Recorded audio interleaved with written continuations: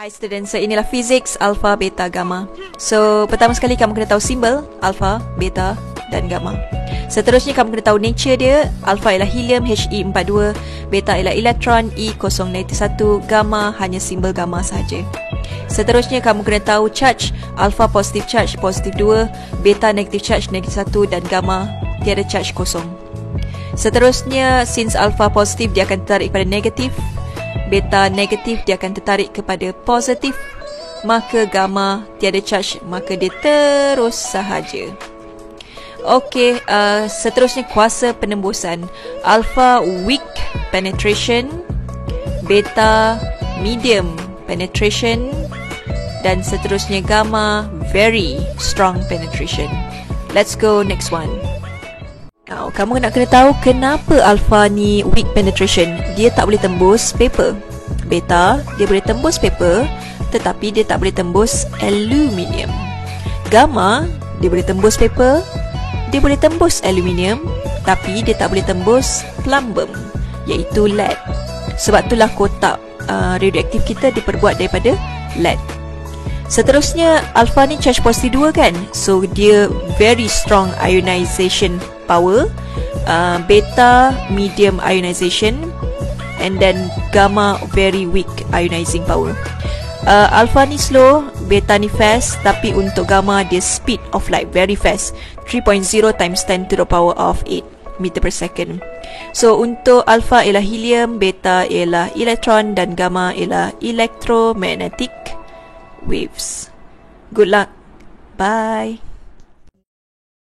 So ini ialah gas law.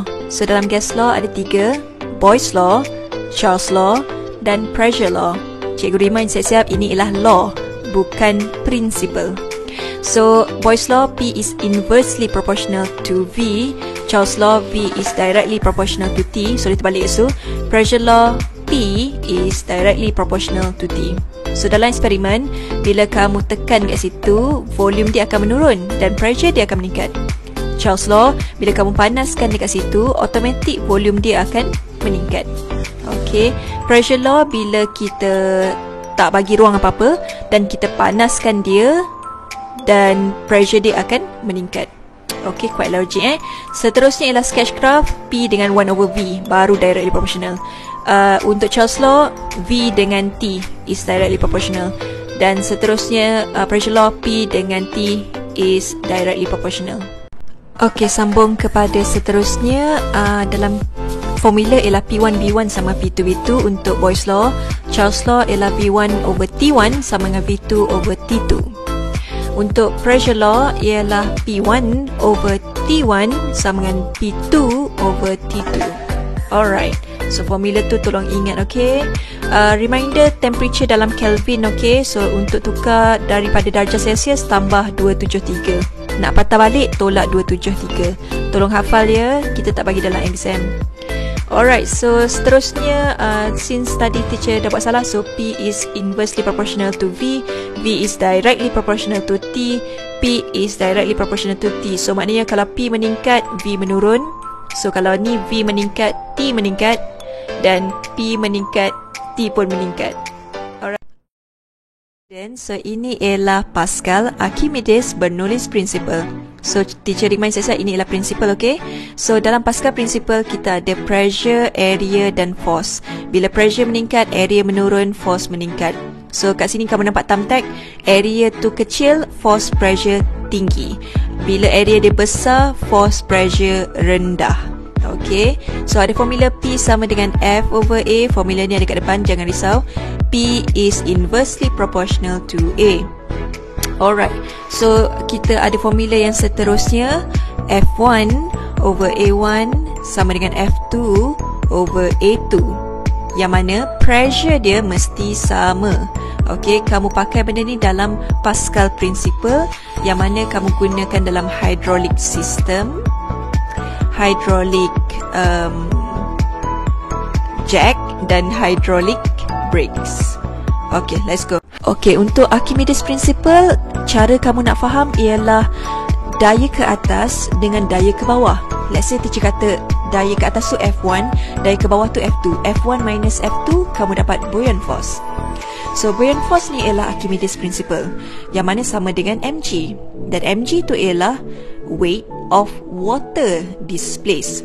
Okay, daya apungan ialah sama dengan berat air tersesar. Kamu nampak kat situ kotak tu terapung penuh, maknanya weight is less than buoyant force. Kalau dia half-half, weight is equal to buoyant force. Kalau dia tenggelam penuh, maknanya dia ialah weight is more than buoyant force. Application yang selalu pada exam ialah hot air balloon, ship, yang selalulah submarine lah. Okay, submarine ni kamu mesti tahu ballast tank. Alright, let's go last one. Okay, Bernoulli's principle. So first kali kamu kena tengok arah air ke mana, dari kiri ke kanan. So kamu nampak ruang tu besar kan, velocity dia paling rendah. Kat situ kamu nampak ruang sempit, maknanya velocity yang paling tinggi. Dan Z half-half.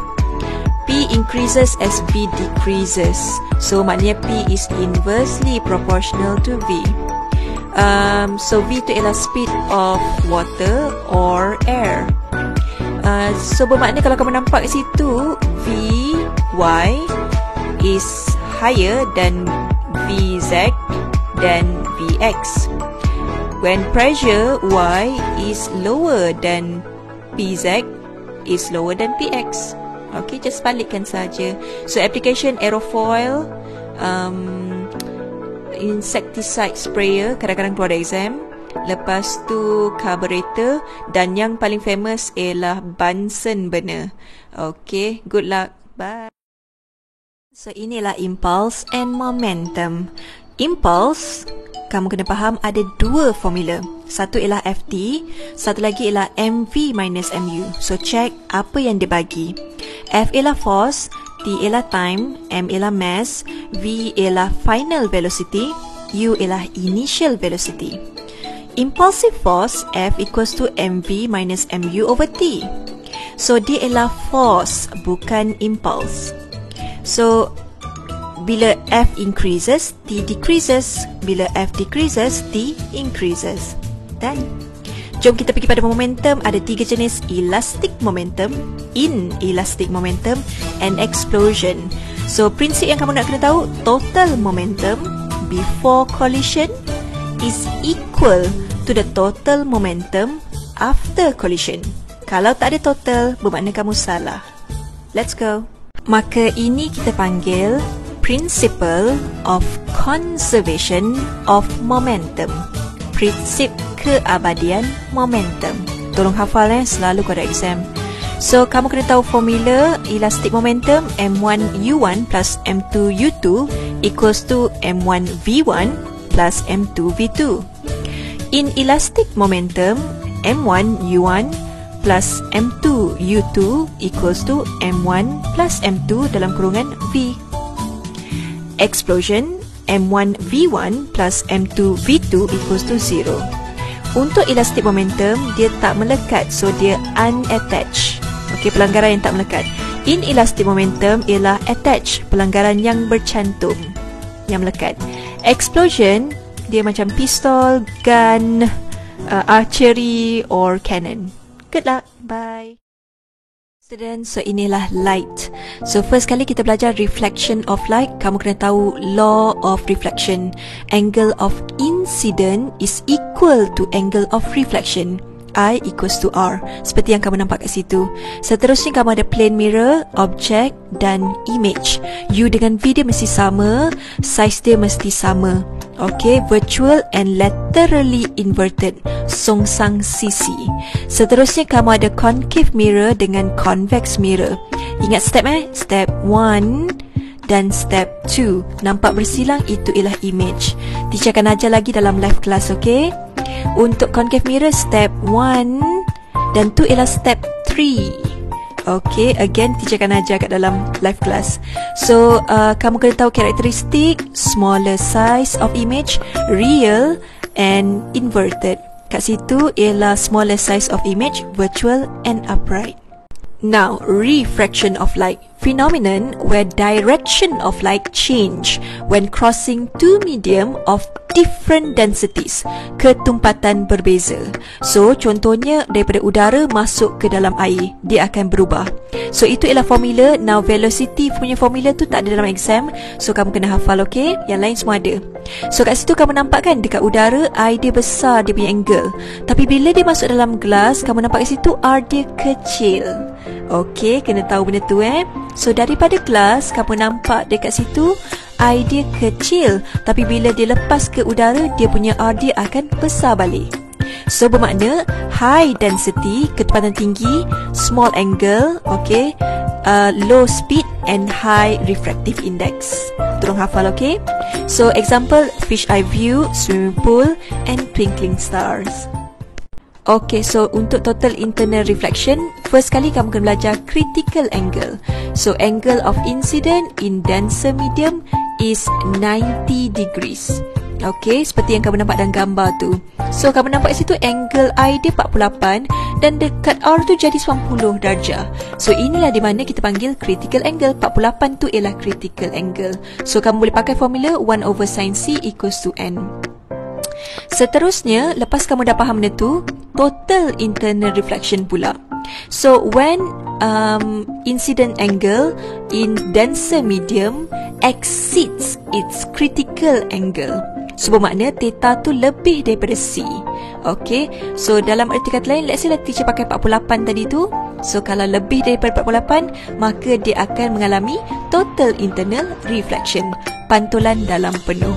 Okay, so example seperti yang kamu nampak tu. Yay! So, lenses. Ada convex lens dengan concave lens. So, itu nama lama dia. So, kamu kena ingat step 1. Step 2 berbeza sedikit dengan mirror. So, dia pergi ke arah center of the lens. So, dapatlah bersilang kat situ. So, karakteristik smaller size of image, inverted and real. Tolong faham, untuk lenses dia terbalik dengan mirror. Okay, so sebab tu kamu nampak real kat situ. So, untuk concave pun sama juga step dia. Step 1, jangan lupa anak panah. Step 2, pergi ke center of the lens.